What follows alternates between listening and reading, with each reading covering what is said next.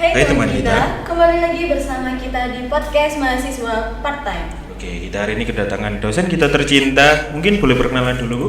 Ya, baiklah. Hai teman kita, saya di sini Bu Dwi Dewi Anawati SEMM selaku Wakil Dekan Fakultas Ekonomi Universitas Maijen Sungkono Mojokerto dan sekaligus Kaprodi Manajemen Fakultas Ekonomi Maijen Sungkono Mojokerto. Dan untuk kita kali ini saya sekaligus sebagai Ketua Pelaksanaan PKL untuk program Fakultas Ekonomi Universitas Maijen Sungkono. Oke, gitu ya. Tema hari ini yaitu tentang PKL, Bu, lebih yang akan sebentar lagi akan terlaksana. Semoga lancar, amin. Amin. Yang jelas kita belum tahu sih, Bu, apa sih PKL tersebut menurut Ibu gimana? Gini, sebetulnya di Fakultas Ekonomi kita itu kuliah tidak hanya sekedar di kelas, tapi ada beberapa program yang kita harus outdoor ya. Jadi sebetulnya banyak itu di kita ada yang namanya KKN. Mungkin saya jelaskan beberapa dulu sebelum kita mengarah ke PKL ya.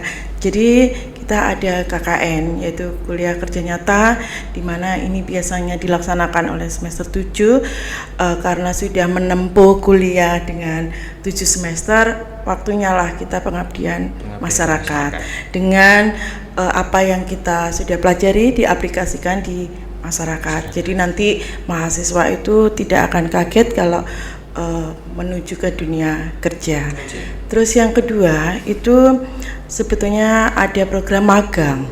Nah, magang itu kan memang baru-baru sekarang aja Dikti itu mewajibkan ya untuk magang, dan magang itu lebih ke banyak waktu, jadi minimal itu 3 bulan sampai 6 bulan. Nah, itu tergantung dari perusahaan yang menerima dan penugasan daripada mahasiswa itu sesuai dengan bidangnya juga konsentrasinya. Jadi kalau di kita Fakultas Ekonomi itu ada 4 ya. Jadi terutama manajemen itu ada manajemen pemasaran, manajemen keuangan, manajemen operasi, dan satunya lagi adalah manajemen keuangan, SDM. SDM. Nah, dari keempat itu nanti kita akan dengan pihak perusahaan nanti akan menempatkan mahasiswa sesuai dengan kebutuhan daripada perusahaan, dan kita ada tekan kerjasama bahwa memang mahasiswa ini diperbolehkan untuk ke magang. Tapi untuk magang ini kalau memangnya sudah bekerja itu tidak mungkin. Sedangkan di tempat kita itu hampir 80% itu sebetulnya sudah bekerja. Nah, itu untuk yang magang. Nah, sekarang yang kita bahas itu adalah yang PKL. Namanya praktek kerja lapangan. Sebetulnya itu memang kuliah outdoor ya, kuliah outdoor tapi santai tapi serius dan banyak ilmu yang didapat di situ ya. Kita di sini tujuan PKL itu biar satu mahasiswa itu mengerti bagaimana sih dunia kerja itu, walaupun hanya dengan kunjungan beberapa hari, tapi nanti dari 4 konsentrasi itu akan mengerti, oh kalau keuangan itu apa yang ditulis, apa yang dikerjakan, sampai muaranya itu menjadi apa dan tujuannya apa, pengambilan keputusan ya, kalau perusahaan ada masalah itu bisa bagaimana solusi yang terbaik. Sedangkan nanti untuk yang konsentrasi lainnya kita juga bisa melihat proses produksi. Nah, jadi mahasiswa itu tidak hanya duduk manis di kelas, tetapi harus mengerti bahwa perusahaan yang dituju itu apa, walaupun kita tahu ada produksi, ada jasa ya, itu prosesnya seperti apa dan problem-problemnya seperti apa, kemudian bagaimana pencatatannya. Nah, kemudian kalau ada masalah itu seperti apa ngatasinya. Nah, itu untuk seperti itu ya tidak hanya di ruang produksi saja sebetulnya ya. Kalau ibaratnya kita pun itu dari ujung sampai akhir itu sistemnya harus bagus. Nah, bagaimana menghandlenya, bagaimana yang tingkat bawah orang-orang yang langsung terjun bagian produksi, bagaimana supervisornya sampai level atas. Nah, itu juga berkaitan dengan manajemen SDM. Nah, dari itu segi SDM sama kegiatan di perusahaan itu nyambung ya, tidak mungkin kita itu ibarat kapal hanya satu-satu kayak gitu, nggak mungkin. Jadi teamworknya itu memang harus ada. Sedangkan pemasaran, nah ini tugasnya memang dia memasarkan daripada produk ataupun jasa ya. Nah di situ juga kalau sudah diproduksi, pemasaran ini geraknya harus seperti apa, tekniknya seperti apa. Contoh yang gampang mungkin kalau dulu offline semua jual. Nah sekarang kita dengan studi banding, dia akan menerangkan bahwa karena sekarang tidak mungkin orang datang, ikut e-commerce, ikut marketplace. Nah itu. Terus kemudian juga dari mahasiswa ini akan mempunyai gambaran atau paling tidak bayangan nanti skripsi itu ke depannya apa. Karena di penelitian itu tahapan itu semua harus dilalui. Dengan kita berkunjung, dengan kita mengamati, dengan wawancara, dan apa yang kita butuhkan sesuai judul kita di PKL itu semua harus dilaksanakan. Jadi ibaratnya mahasiswa ini tidak akan kaget gitu. Nah itu memang sifatnya wajib. Ya wajib. Nah karena masuk di dalam nilai KHS, jadi bukan ekstrakurikuler atau unit kegiatan, itu memang masuk di mata kuliah. Ya. Kalau boleh tahu PKL-nya itu kan dilaksanakan di Jogja ya? Iya. Kalau boleh tahu yang dikunjungi itu ada berapa tempat? Untuk program yang kita tanggal 26 sampai 28 3 hari itu kita akan mengunjungi 3 tempat ya, 3 tempat. Yang satu yaitu produk silver atau perak. Ya, perajinan perak. Dia UKM bisa, tetapi dia juga sudah skalanya besar karena ekspor ya, dia ekspor. Nah itu nanti juga bisa tahu pangsa pasarnya siapa gitu ya. Yang murah ada enggak, grade-nya apa? Grade-nya produk itu sampai berapa. Nah itu terus kemudian yang kedua kita ke produk kaos oblong. Oh kaos oblong. Ya kaos oblong. Ya mungkin di mana-mana ada. Lah ini kita ngambil sesuatu yang ada di Jogja. Terus yang ketiga yaitu produk coklat. Ya produksi yang coklat yang bagaimana variannya banyak, tekniknya itu banyak. Itu menarik, mungkin di mahasiswa nanti diharapkan selain apa yang saya terangkan mungkin akan menjadi inspirasi, bisa peluang usaha ya, atau inspirasi bagaimana mengambil judul untuk skripsinya. Sebetulnya gambarannya itu output ke depannya itu pengennya seperti itu. Oke. Jadi ada tiga tempat. Ya. Itu dibagi per sesi kayak tahun kemarin atau jadi satu? Ya, PKL kalau yang dulu ya 2-3 tahun sebelumnya itu dengan rombongan yang jumlah besar langsung satu lokasi, pindah lokasi. Karena ini pandemi itu kita dioplos ya, dioplos itu maksud saya sesi 1 kunjungan kita 3 bis gitu ya, sesi 1 ke perak jam pertamanya, untuk yang satunya ke coklat, satunya lagi ke kaos ya. Nanti selesai itu akan pindah karena dari pihak perusahaan juga tidak membolehkan kita lebih dari apa yang menjadi standar prokesnya di Jogja itu ya. Jadi kita mematuhi, akhirnya kita konsep seperti itu ya. Dan ternyata kalau melihat kemarin mahasiswa itu menjadi fokus. Jadi akan kelihatan mana yang mendengarkan, mana yang tidak, mana yang menyatat. Iya. Ya. Karena kalau bayangkan aja kalau 5 bis dengan jumlah 50 kan banyak ya. Nah, itu pasti yang depan aja, mungkin seperti itu lah. Kalau ini karena jumlahnya maksimal 50 ya, dan mereka menyediakan kursi 50 ya, mau tidak mau semua menjadi fokus dan ilmunya bisa masuk. Oke, gitu.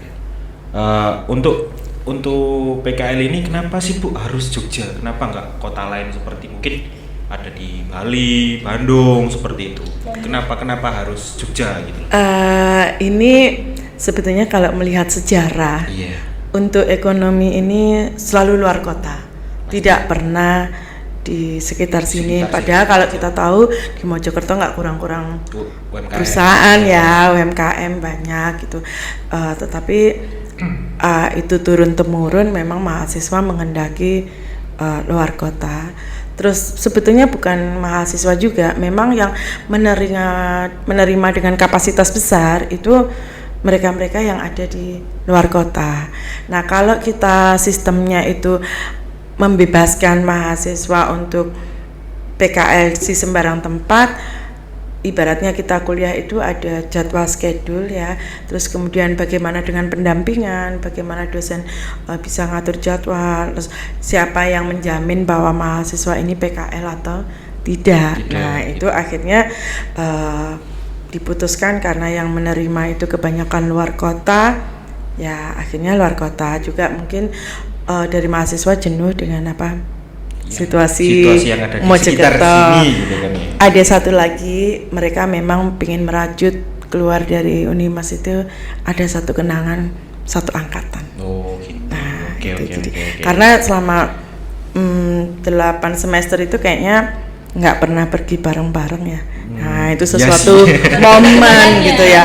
Jadi momen yang menyatukan ya, gitu kan. jadi banyak sekali yang tidak ikut itu akhirnya menyesal karena dia tidak ada kegiatan-kegiatan bersama ya, padahal kapan lagi nggak ada gitu. Nah itu yang bagi kita pun ya menjadi kompak juga, kegiatan-kegiatan lainnya itu akan menjadi lebih gampang karena ini semester 5, untuk ketujuhnya ini kompak ya, untuk lulusnya menjadi kompak. Nah seperti itu. Oke. Lah menurut Bu Dewi sendiri, Ya. ketika bisa dibilang mahasiswa itu ikut ke PKL, menurut Bu Dewi apa sih output yang harus dikeluarkan oleh mahasiswa tersendiri? Misal bikin gini atau gimana? Menurut Bu Dewi gimana? Nah itu sebetulnya banyak output yang diharapkan ya, tapi itu balik lagi ke dosen pendamping dan sesuai dengan mata kuliah. Jadi kalau umpamanya dia wirausaha, dengan PKL itu ada inspirasi, itu mahasiswa itu bisa mencoba ya, kenapa kita nggak bisnis kaos kecil-kecilan ya. Kalau BEM ngadain acara nggak usah pesan ke sana, ayo kita sendiri aja.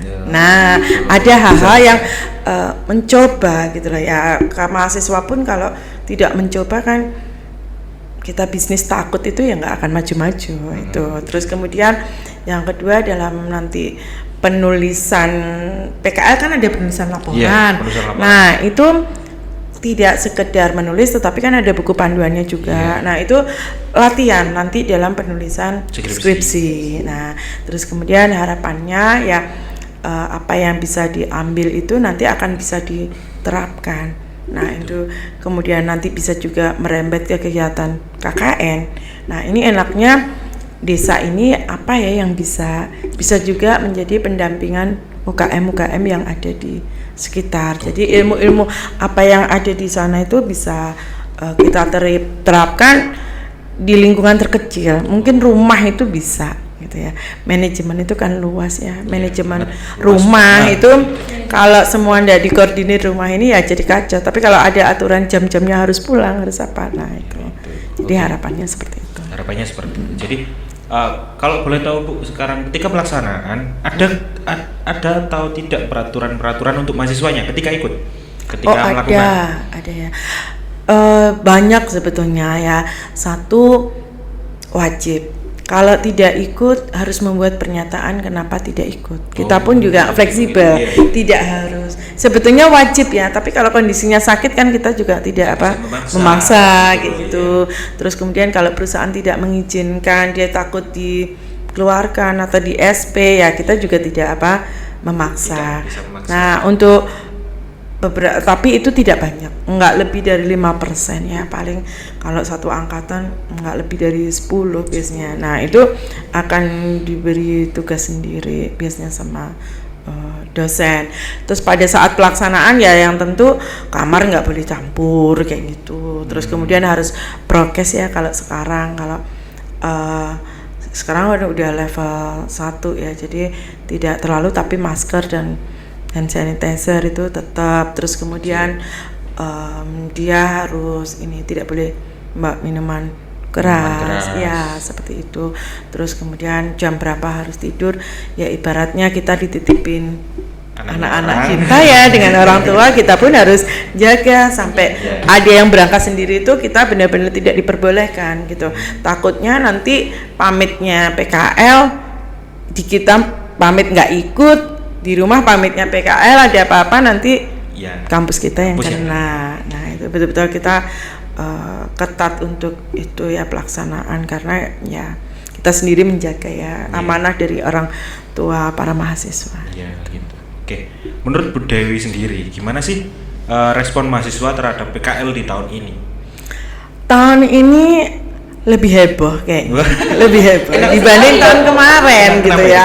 Kalau tahun kemarin itu kayaknya masih ada pro kontra level ya. Jadi ada yang merasa takut nanti kena corona gitu ya.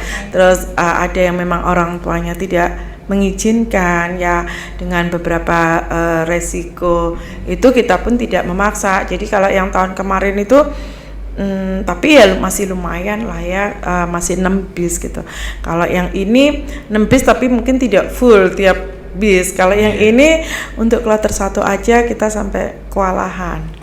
Nah, kewalahannya itu di Jogja itu juga level 1. Hotel-hotel itu sudah mulai penuh. Kita mau nambah kamar itu sudah susah gitu ya. Jadi mau tidak mau ya kita ikutkan yang sesi berikutnya gitu. Dan alhamdulillah full sih. Sampai kita sudah tidak membayangkan bagaimana bis itu kalau full.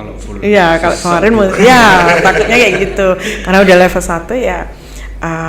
Dan malah ada yang memaksa untuk ikut. Saya bilang penuh, sudah Bu, saya nggak apa-apa, bisnya di dekatnya pintu nggak apa-apa. Loh, kamarnya masalahnya. Sampai dia ngomong saya buka kamar sendiri, bayar sendiri gitu ya. Terus saya bilang, loh kalau soal bayar kamar kita panitia ya bayar kan gitu. Masalahnya itu kamarnya nggak ada gitu. Lagi penuh. Mungkin orang ini lagi ini ya, ibaratnya sudah lama tidak berlibur, jadi sesuatu banget semua. Dan Jogja itu kan mungkin murah ya, semuanya kota santai pariwisata di sana. Istimewa lah. Jadi akhirnya itu sudah gini aja alternatif terakhir ya, karena saya kasihan dia pengen satu kelas ya itulah resikonya kalau daftar terakhir. Kalau mau ya kalian izin sama yang isinya kamar itu, boleh nggak dinunuti itu. Wes saya beber klose nggak apa-apa tiker, dia bilang gitu. Aduh, wes itu terserah kalian, kalau satu kamar mengizinkan ya monggo. Iya sampai seperti itu ya, alhamdulillah. Lah kalau Bu Dewi sendiri kan dari beberapa tahun terakhir lah pasti ikut kan untuk ikut mendampingi di PKL dari beberapa angkatan terakhir. Nah itu selain kondisi dan tujuan, apa sih yang membedakan dari beberapa tahun terakhir dan PKL tahun ini? Sebetulnya kalau dari perbandingan sih tujuannya hampir sama. Kalau hanya destinasinya mungkin yang tahun-tahun sebelumnya itu Bali. Okay. Nah kita sebetulnya pikirnya Bandung mungkin ya, tapi karena kondisi tidak memungkinkan dan kalau naik kereta juga nambah biaya, itu akhirnya tetap kita putuskan yang di Jogja. Nah maunya kita juga Bali, ternyata kalau dihitung untuk antigen segala macam, takutnya mahasiswa ini keberatan gitu ya. Cuman ya alhamdulillah setahun 2 tahun ke belakang ini mahasiswa itu salut, saya apresiasi banget, karena setiap mau semester itu kita sudah sosialisasi planningnya semester depan 6 bulan ini kegiatannya apa tuh kan kayak gitu, dan kalian harus menyiapkan apa. Jadi itu rasanya mahasiswa lebih prepare untuk keuangan segala macam ya. Nah keuangan juga itu, dan menyiapkan jadwal. Mungkin kalau dulunya tidak ada, tahu-tahu programnya ini keluar rencananya. Lah ini memang kita ubah, jadi mahasiswa apa yang menjadi kegiatan itu tidak sekedar last minute ya, tapi betul-betul direncanakan ya. Jadi biar hasilnya maksimal, mahasiswa juga enak, nggak sampai gaduh atau segala macam. Dan kalau sosialisasi mungkin kalau kita menyampaikan dengan apa yang memang menjadi tujuan bisa mengerti. Iya, pasti. Kadang kan yang menjadi problem itu komunikasi ya, dan orang-orang yang tidak datang itu yang itu loh yang biasanya tidak mendengarkan, akhirnya infonya sepotong-potong. Nah itu yang kadang kesusahan di penulisan laporan. Iya, biasanya segitu. kadang akhirnya menjadi ya, tapi tantangan lah ya. Semua angkatan itu ada ya, seni dan itu, dan saya rasa itu akan menjadi cerita terindah ketika mahasiswa itu lulus gitu ya. Oh nyasar, oh hilang, oh bikin laporannya sampai dibelain seperti ini. Apalagi pejuang-pejuang skripsi itu betul-betul Tetap penuh segala macam intrik. Gini Bu, untuk budaya kan pasti tahun depan akan melakukan PKL lagi nantinya di next generasinya. Nah itu harapan apa sih Bu dari Bu Dewi yang tahun ini nggak bisa dilaksanakan, tapi insya Allah lah tahun depan pasti dilaksanakan? Ini hanya PKL-nya atau semua program ekonomi ya yang PKL-nya ya. PKL-nya. Kalau PKL-nya itu sebetulnya sudah sesuai target.